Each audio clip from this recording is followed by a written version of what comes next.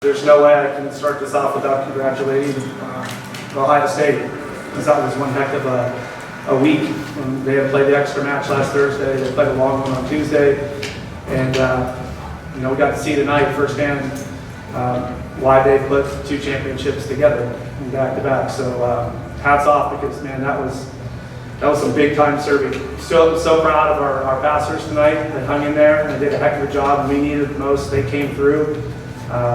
But Ohio State did a great job applying pressure.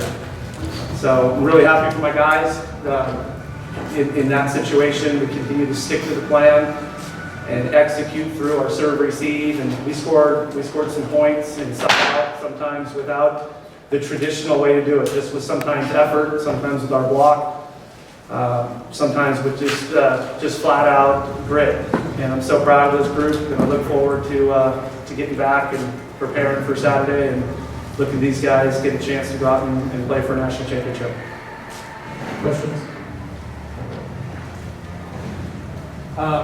Alan, serve receive got better, it seemed like, as the match went on. Obviously a little bit of a struggle in the first set. Yeah. What kind of mechanical adjustments do you make after the first set when you bring them back to handle those serves? Well, I think I got to recruit a 7-foot guy with a cannon and get him in the gym.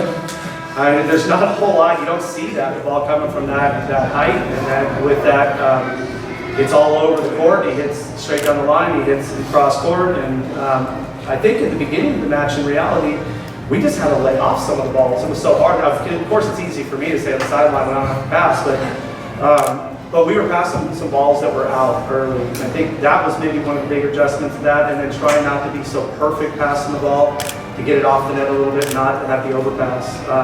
But yeah, that's one of those things. You can talk about technique all you want. It's a little bit of a gut check more than technique, to be honest with you. They responded nicely.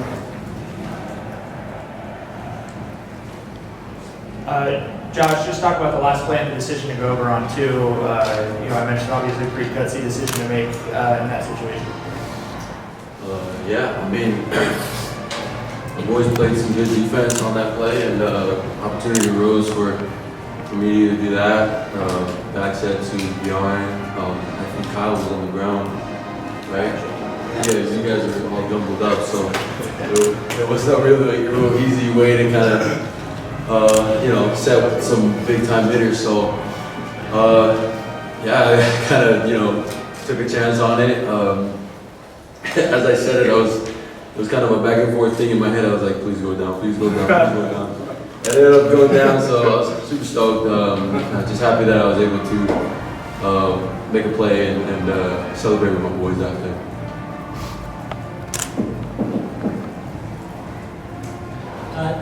TJ, just talk about the end of that last set. I mean, took 7 tries to finally pull it out, and just talk about what it was like on the court finally maybe getting that last point and going through that.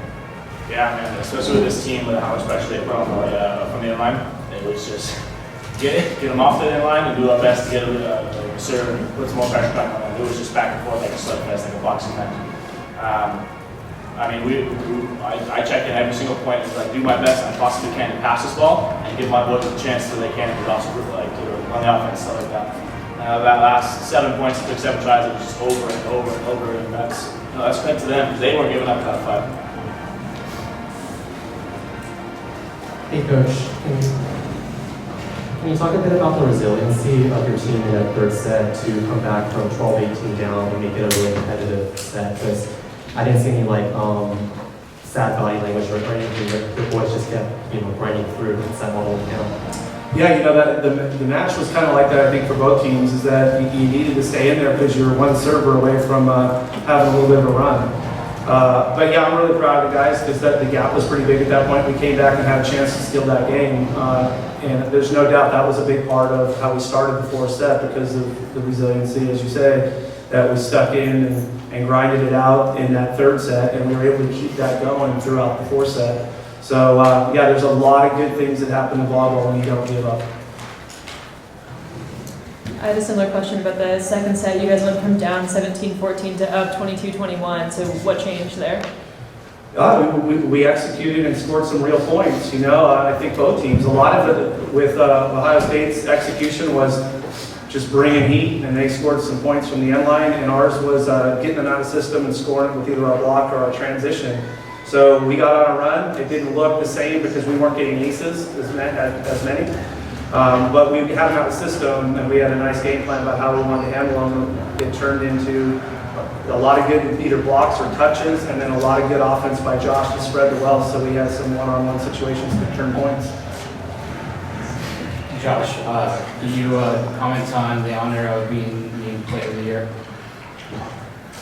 No, it's a big credit to my team. We, established a great environment during practice to really get better every single day. It's a product of what we do in the gym every single day. It's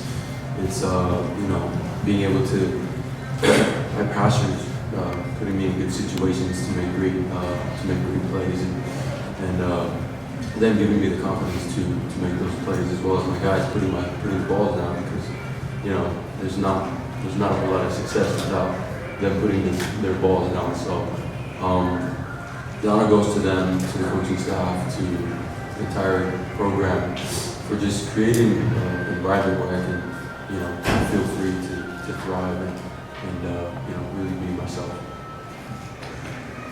For all three of the players, this round obviously ended, especially Kyle, who loves answering questions. This round, ended differently for you guys the last 2 years, and I know it was disappointing. Just describe your emotional state after winning and knowing you're going to be in the national championship on Saturday. Yeah, looking back throughout the years before us, the 2 years losing in the semifinal match, back-to-back is kind of rough feeling. And then going into this one, we had that in the back of our mind. We don't want to feel that feeling again. And we went through our agenda and our game plan, and that really helped us win our match. And it's an amazing feeling but we got one game in front of us still. TJ, of course, Josh would be extremely humble when talking about his National Player of the Year, but for you as an outside hitter, typically hitters kind of dominate that award, but to have a center win, what does that say about just how much Josh means to this team? Oh man, I've said it for I don't know how long. It's about time he got the attention that he deserves. We do our jobs. Yes, we pass the ball and we throw the ball. All of us do our jobs, keep balls, but no one helps his job. And to be the answer, he does that on his own. And that's just him being him. And so that's why I think that that's it's all on him, and he truly deserves it. But as far as the outside hitter, ruling the thing, that's just because it's just the fancy job. I get to go up and throw balls, all this stuff, but no one ever gets credit for the guy who gets the second contact. And so it's about time that he got some credit, and I'm very proud of him. TJ, what did you learn over the summer playing with the U.S. men's national team for you in this tournament? Oh man. What did I learn? I learned everything that I could know. I learned that it doesn't matter what type of match you're in, there's always going to be a good point and a bad point for it. It's like teams on sides, right? A team's going to play a good point, and the same team can play a bad point the next point. And so honestly, it all just matters about getting the same routine every single point that we can, getting the same prep, and then just going from there. That way, it's a small routine. Like people say, just get up and brush your teeth or make your bed, and you have a successful day. That's just how it seems. It's just you got to learn to do that every single time, so it gets in the rhythm, and then being passing these balls becomes an easier thing.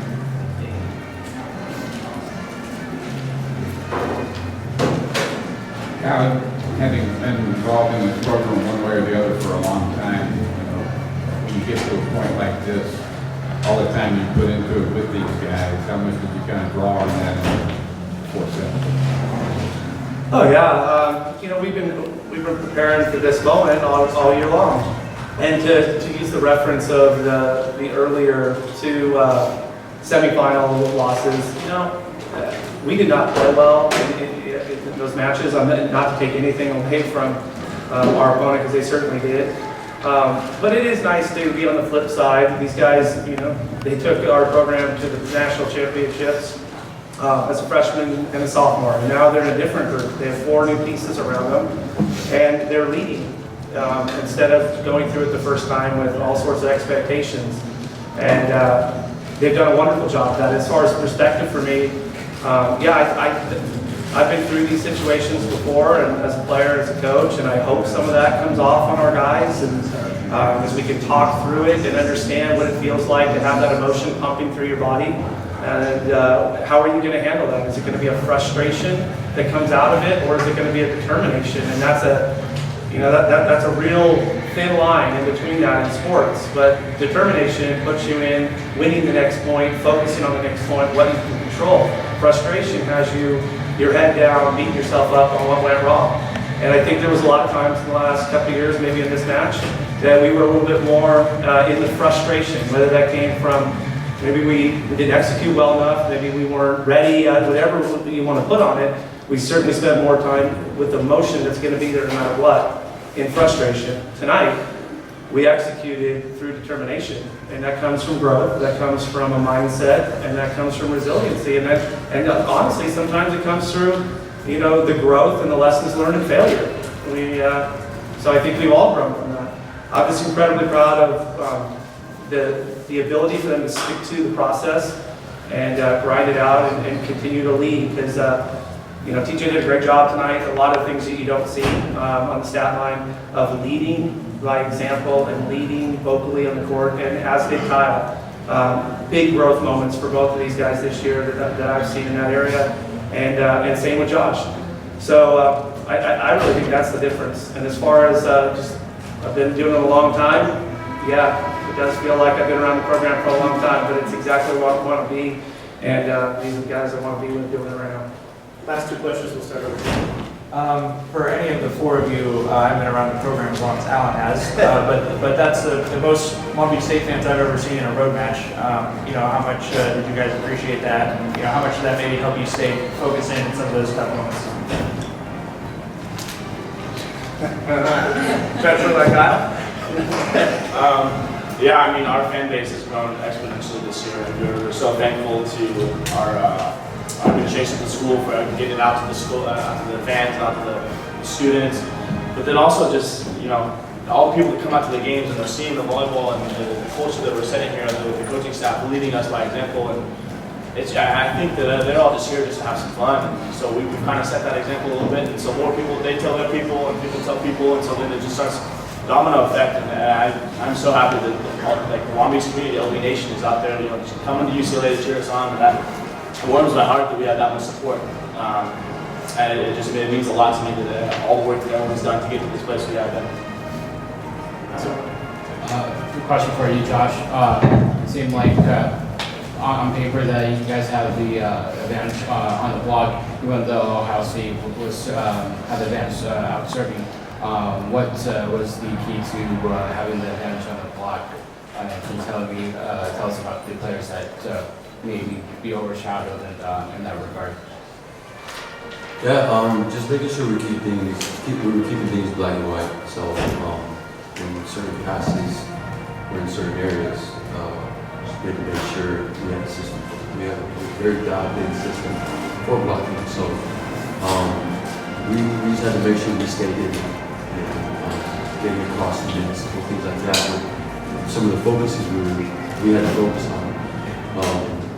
So yeah, I mean, huge credit to the boys for being able to stick into a system, even though we felt pressure from serving.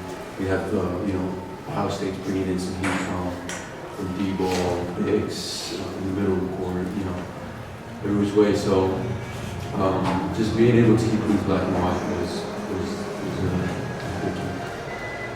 Okay, guys, thank you. Thank you. If you have any future further questions, go ahead and talk with Lindy from Long Beach State. She'll be able to help you out. Ohio State, it's an enjoy.